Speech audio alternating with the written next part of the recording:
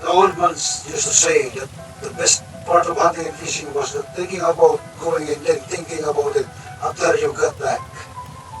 It looks like you lost another one. Those knives washed by hand, not machines. Fresh and clean, you can trust only yourself. Had to apply tender love and care anywhere to yourself. It's yours and only you, not ours. Virtual protections give both satisfaction, safety. We always do and think to ourselves. Help first to consider, show them a model. Successful individual, organize us proper.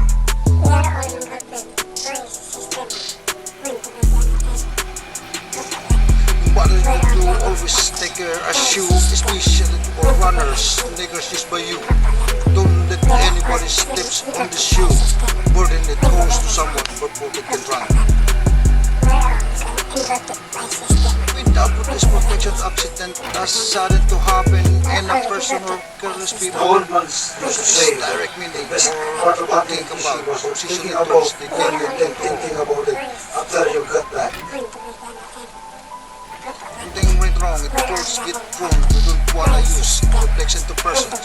If you scan awareness of good people, first impression is important to all of us.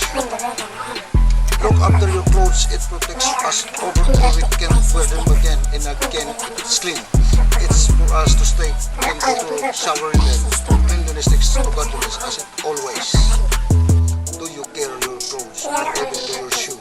Don't be a burden with someone upbringing. At the end of the day, none consider anyway. Even the person who sleep next to you can be trusted at all. Me and only me. So be Beautiful protections, give us satisfaction, simply we always do and think to ourselves, help first to consider, show them a model.